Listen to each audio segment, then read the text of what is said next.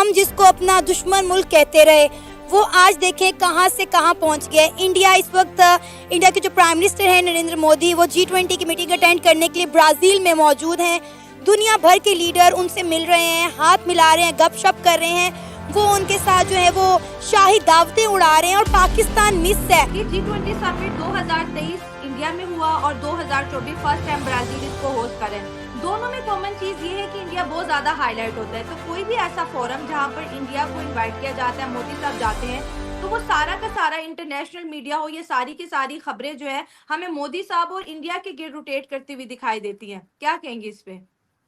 देखिए, उसमें सबसे ज़्यादा तो ऑब्वियसली चाहे पीएम मोदी हो या भारत हो, उनकी अपनी मेहनत भी है। वो लोग जिस तरीके से अपनी इंडिपेंडेंट फॉरेन पॉलिसी को लेकर आगे बढ़े हैं, और चाहे वो रशिया के साथ काम करें या अमेरिका के साथ या किसी भी कंट्री के साथ, कोई उनको डिक्टेशन नहीं दे सकता जो जिस तरह से पाकिस्तान डिक्टेशन लेता है। और डेफिनेटली उसमें हमारी इकोनॉमी का बहुत ज़्यादा हाथ है। अगर आपके पास इल्म है, आपके पास इल्म है, आपने इसका क्यों नहीं पहुंचाया? पहले मुझे आप इसका जवाब दें। दुनियावी इल्म, दीनी इल्म के साथ दुनियावी पहले इल्म बहुत दीनी इल्म लाजिम है। है। अभी हम लोग बोले मैं बैठ के दीनी इल्म हासिल करूंगा, मैं आपको पहले बताया कि वो जिस जमाने की बातें हो रही है ना, जिस जमाने की बातें हो रही है ना, उस जमाने में यूरोप में लैंप इजाद हुआ, बिजली इजाद हुई, इंडस्ट्री लग रही थी। हम लोग उन लोगों ने जो बंदूकें लेके आए, हम लोगों को गुलाम बनाया ना, इसी से बनाया ना। आज भी वही G20 समिट के अंदर प्राइम मिनिस्टर नरेंद्र मोदी और इंडिया बहुत ज्यादा हाईलाइट होता हुआ दिखाई दे रहा है। Brazil first time G20 summit को होस्ट कर रहा है और आज की वीडियो जैसे कि आपको थंबनेल से अंदाजा हो चुका है, हम बात करेंगे जॉर्जिया मेलोनी और प्राइम मिनिस्टर नरेंद्र मोदी की मुलाकात की। जय हिंद दोस्तों, मूछे हो तो नथुराम जैसी, वरना ना हो, है क्या नहीं? अरे छोड़िए सब चीज़, एक और टॉपिक के साथ हाजिर हो गए हैं। वही पुराना टॉपिक चल रहा है, G20 का समिट ब्राज़ील में, अफ्रीकन देशों का विजिट भारतीय प्राइम मिनिस्टर नरेंद्र मोदी जी द्वारा, और क्रिकेट। अब कबड्डी को भी उन्होंने ले लिया, कबड्डी की टीम भी नहीं जाने वाली है पाकिस्तान खेलने। इस पे भाई सब और बवाल मचा हुआ है। तो सबसे पहले लेते हैं, हमने कवर किया था पिछले कुछ वीडियोस में नाइजीरिया का दौरा प्रधानमंत्री का, फिर G20 समिट में भी हमने उसको भी कवर किया, इनके जो पब्लिक रिएक्शंस वगैरह थे पाकिस्तानी लोगों के। फिर अभी क्या है, बच गया क्या, गुयाना का भी आप इनका रिएक्शन अभी देख लीजिएगा, क्या कैसे करते हैं और क्या इनका कहना है।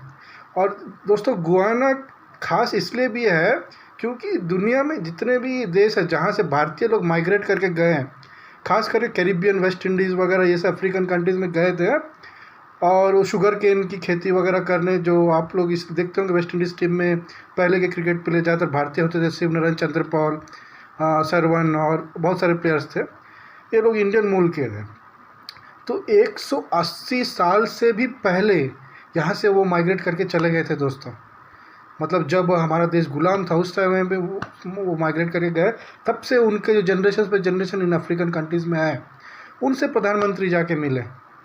और एक चीज़, गुयाना के बाद उन्होंने डोमिनिकन नाम के देश, रिपब्लिक ऑफ डोमिनिकन देश से जाके मिले। वहाँ पे उनको वहाँ का जो सिविलियन हाईएस्ट ऑनर था वो दिया गया प्रधानमंत्री को, क्योंकि जब पेंडेमिक हुआ था 2019 का, उस समय अफ्रीकन कंट्रीज़ को प्रधानमंत्री ने बहुत सारे वैक्सीन भेजे, जो कोई दुनिया में सब ने मना कर दिया था, सिर्फ भारत ने मदद किया था, बढ़ चढ़ कर सबसे पहले पहुंचाया था।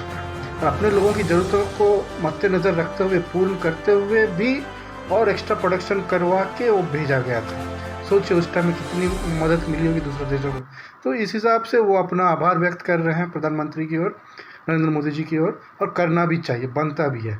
प्लस दूसरा एक चीज़ है कि वहाँ पे एक और सेकंड समिट होने वाला है, इंडो कैरिकॉम नाम से। मतलब इनमें इंडिया रहेगा मेन, और जितने भी कैरिबियन कंट्रीज़ है और अफ्रीकन, कुछ वेस्टर्न अफ्रीकन साइड के जो कंट्रीज़ है वो लोग रहेंगे। उनकी जो स्ट्रेटेजिक ग्रोथ वगैरह, टेक्नोलॉजिकल डेवलपमेंट और बाकी सब heritage, culture related, tradition, tourism वगैरह पे डिस्कशंस होते हैं। क्योंकि आपको मालूम है कि चाइना का जो अफ्रीकन होल्ड था मोटरसाइकिल, मोटर बाइक मैन्युफैक्चरिंग में और सप्लाई में, प्रोडक्शन में और बिक्री में, वो पूरा मार्केट भारत ने खा गया। बजाज और TVS और बाकी सब जितने भी थे, उन्होंने पूरा मार्केट चाइना का मार दिया। अब वहाँ सिर्फ इंडियन प्रोडक्ट्स ही ज़्यादा चलते हैं।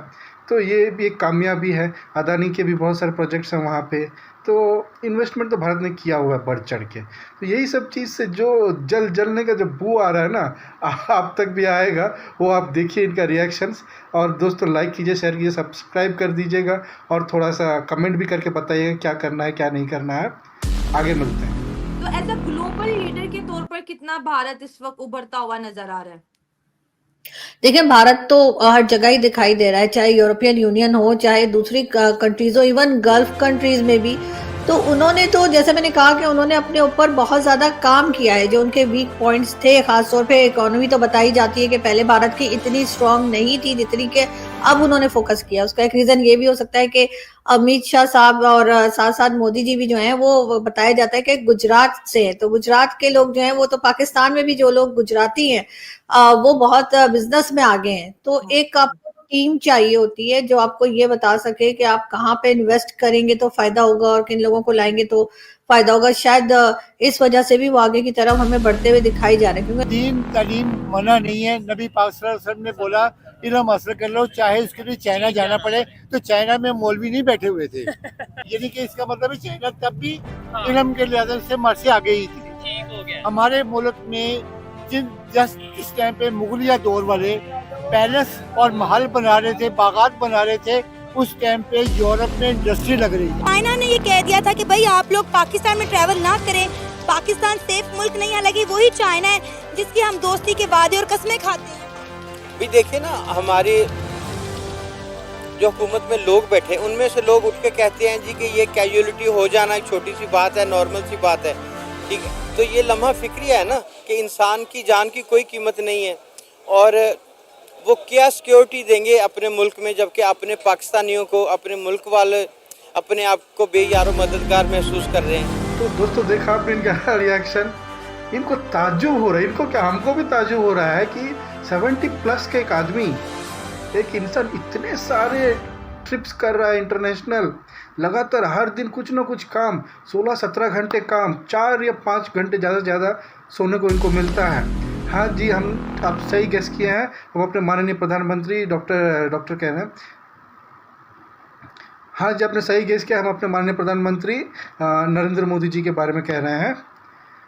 कुछ सीखिए आप, सबको सीखना चाहिए, आप ही नहीं सबको, हमको भी सीखना चाहिए, खास कर पाकिस्तानियों को सीखना। उनको तो ताज्जुब हो रहा है भाई साहब, कैसे संभाल रहा है, ना कुछ खा रहा है इन द सेंस, ना करप्शन कर रहा है, ना कि ज़मीन जायदाद बना रहा है, ना कुछ लग्जरी मोटरसाइकिल जो ज़रूरत के लग्जरी आइटम जो प्रोटोकॉल के तहत दिखाने को ज़रूरत पड़ता है वो सब है, रखा हुआ है, वो तो मानते हैं।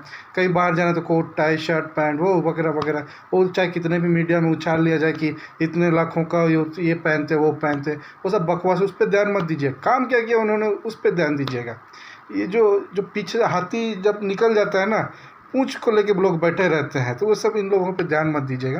तो हाँ, मेन मुद्दा क्या है कि ये पाकिस्तानी, ये आप ये कह रहे हैं कि ये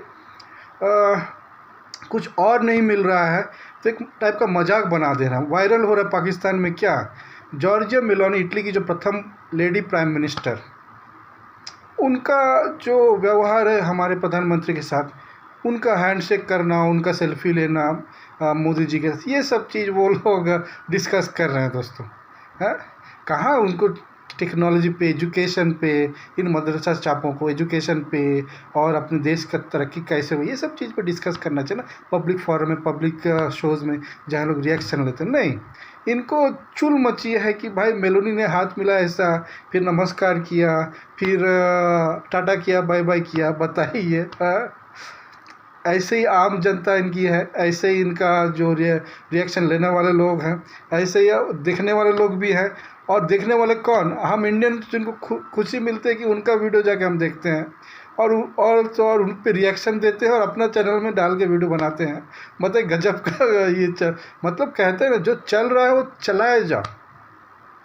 लेकिन ये सब छोड़िए, मजाक का बात छोड़ दीजिए दोस्तों। लेकिन मेन मुद्दा क्या है, मेन मुद्दा ये है कि इस पे से भी जो पॉजिटिव चीज़ जो निकल के भारत में, उस पर हमको ध्यान देना चाहिए दोस्तों। अगर वीडियो आपको अच्छा लगे तो लाइक कीजिए, शेयर कीजिए, सब्सक्राइब कर दीजिएगा। जय हिंद, जय भारत, वंदे मातरम।